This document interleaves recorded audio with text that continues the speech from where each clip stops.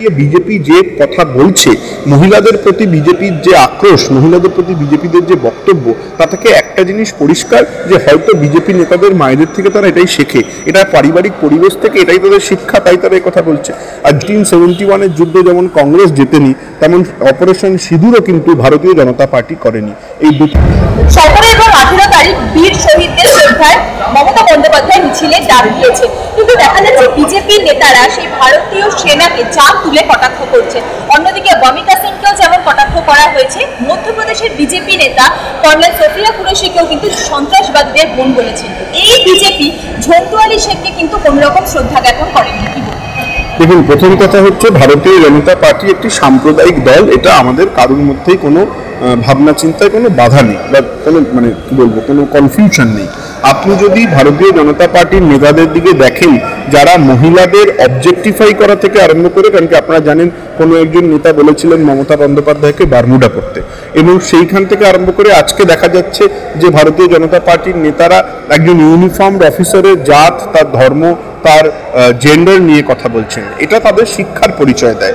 আপনারা নিশ্চয়ই বিশ্বাস করবেন যে মা শিক্ষিত হলে বাচ্চারা শিক্ষিত হয়, কারণ কি ঈশ্বরচন্দ্র বিদ্যাসাগর সেটা বিশ্বাস করতেন। আর ঈশ্বরচন্দ্র বিদ্যাসাগরের বাংলায় দাঁড়িয়ে আমরা গর্ববোধ করি যে আমরা কিন্তু আমাদের ঐতিহ্য, আমাদের শিক্ষা, আমাদের কালচারকে সর্বোপরি সব থেকে উপরে রাখি এবং মায়েদেরকে সম্মান করি, এবং সেই জন্যই বাংলা নিজের মেয়েকে 2021 সালে চেয়েছিল।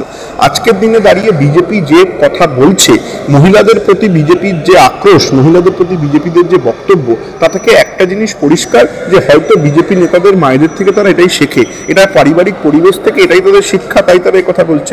আর ঝন্টু আলী শেখ নিয়ে যদি বলতে হয়, তাহলে আমাদের এটা পরিষ্কার দেখে নিতে হবে যে ঝন্টু আলী শেখকে কোনো সম্মান না দেওয়া, কোনো সম্মান জ্ঞাপন না করা, এটা তো তাদের লোকাল লিডাররা পর্যন্ত বলেছেন। কারণ কি একজন মুসলমান লোক শহীদ হতে পারে, এর থেকে তো আশ্চর্যকর জিনিস বিজেপির কাছে থাকতে পারে না। এবং দুঃখজনক ব্যাপার যে নরেন্দ্র মোদীর প্রধানমন্ত্রীত্বে একজন শহীদ জওয়ানের বাবাকে বলতে হচ্ছে যে আমার ছেলে মরে প্রমাণ করলো যে আমরা ভারতের দেশপ্রেমী।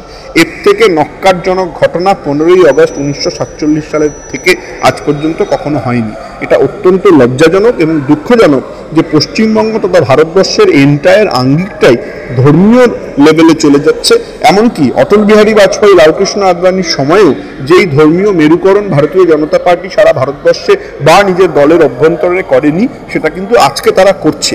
এটা অত্যন্ত লজ্জাজনক, এবং আমার মনে হয় সংবিধানের শাসনের জন্য প্রয়োজন যে বাংলার মানুষ তথা ভারতের মানুষ যাতে জাগ্রত হয়।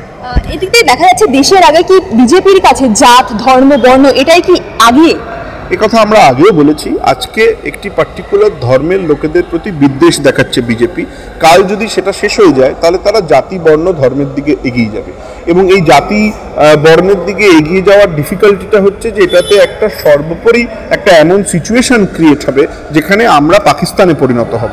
আমরা ভারতীয় নাগরিকরা পাকিস্তানকে প্রতিবেশী দেশ হিসেবে তাদেরকে ছোট করতে চাই না, কিন্তু তারা যে কাজ করে সে কাজকে তো মেনে নেওয়া যায় না। তাদের যে অ্যাঙ্গেল অফ ওয়ার্ক, তাদের টেরোরিজমকে যে সাপোর্ট, এগুলো তো ধিক্কারজনক। আজকে বাংলাদেশ 1971 সালে ভারতবর্ষের সাহায্যে স্বাধীন হয়েছিল, সেই বাংলাদেশকে তো আমরা চিনতে পারছি না।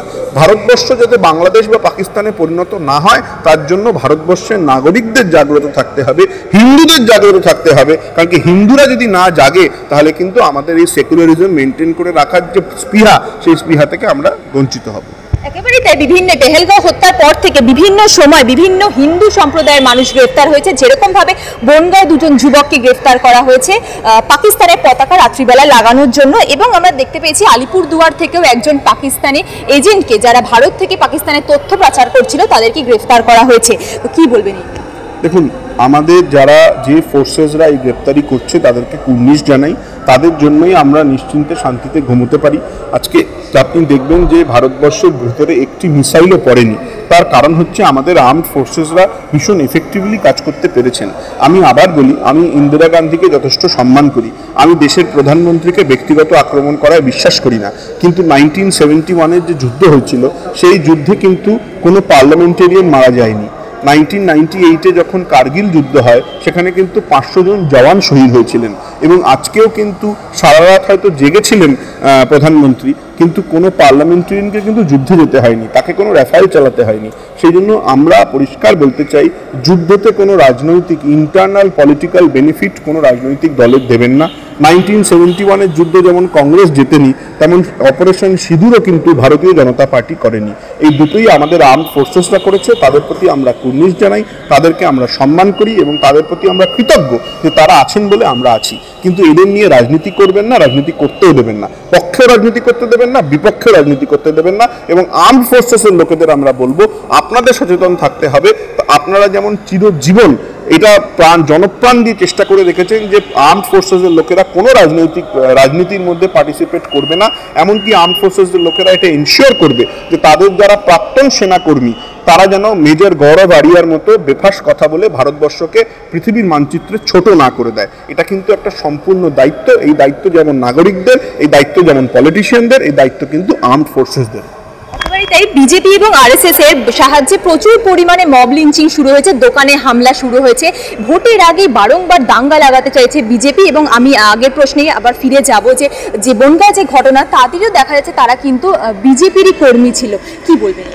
দেখুন, পশ্চিমবঙ্গে দাঙ্গা লাগানো চেষ্টা বিজেপি বহুবার করে এসছে এবং যতবার মমতা বন্দ্যোপাধ্যায়ের সরকারের এই রকম সম্মুখীন হয়েছে তারা কড়া হাতে পদক্ষেপ নিয়েছেন। গতকাল আপনারা যদি মামলা দেখে থাকেন জাস্টিস সৌমেন সেনের ঘরে, আপনি দেখবেন জাস্টিস সৌমেন সেন মামলা করার সময় মামলা শোনার সময় বলেছিলেন সিভিল অ্যাডমিনিস্ট্রেশন যে কাজ করেছে তা প্রশংসনীয়। সেই জন্য আমার মনে হয় আমরা সচেতন আছি, বাংলার মানুষ সচেতন আছে। রায়েট এবং দাঙ্গা বাংলার মানুষ চায় না, বাংলার সরকারের অ্যাডমিনিস্ট্রেশন সচেতন আছে। এই জিনিস হতে দেওয়া যাবে না। রাজনৈতিক এবং ভোটের কারণে কোনো রকম দাঙ্গা বা কোনো রকমের ধর্মবিদ্বেষ পশ্চিমবঙ্গে কেন ভারতবর্ষেই বরদাস্ত করা হবে না বলে আমার বিশ্বাস। একেবারে শেষ প্রশ্নে যাব। যুদ্ধ আবহ যখন চলছে তখন মোহন ভাগবতের একটি উক্তি কিন্তু সামনে প্রকাশ্যে এসে, তিনি বলেছেন বর্ডারে যুদ্ধ করতে গেলে আরএসএস এর যারা কর্মীরা আছে তাদেরকে তৈরি করতে মাত্র 3 দিন সময় লাগবে, কি বলবেন? এটা কি কোনোভাবে ভারতীয় সেনা বা বিএসএফ কে ছোট করার জন্য এই ধরনের কথা তিনি বলছেন? আমি যতদূর জানি পাক যিনি ডিফেন্স মিনিস্টার, পাকিস্তানের ডিফেন্স মিনিস্টার পার্লামেন্টে বলেছেন যে মাদ্রাসায় যেসব ছাত্ররা পড়ে তারা হচ্ছে পাকিস্তানের সেকেন্ড লাইন অফ ডিফেন্স। আমি ওনার এই বক্তব্য আর মোহন ভাগবতের বক্তব্যের মধ্যে কোনো পার্থক্য খুঁজে পাই না। তাই আমি আবার আপনাদের মাধ্যমে আপনার দর্শকদের বলবো, ভারতবর্ষকে পাকিস্তানে পরিণত করার চেষ্টা করবেন না। সেটাই কিন্তু বিজেপি কি সেটাই করতে যাচ্ছে, হিন্দু পাকিস্তান বানাতে চাইছে? দেখুন, ভারতবর্ষ সেকুলার, তার সিংহভাগ কারণ যে ভারতবর্ষের যে সিংহভাগ হিন্দু তারা কিন্তু নিজেদের সেকুলার মনে করে এবং আজকে সকালবেলা উঠে মোদির ডাকে তারা নিজেদের সেকুলার হওয়া থেকে ছাড়বে না। তারা কিন্তু সিংহের পায়েস খাওয়া ছাড়বে না, তারা কিন্তু দিওয়ালির মিষ্টি নিজের আব্দুল বন্ধু ভাইয়ের কাছে পাঠানো ছাড়বে না।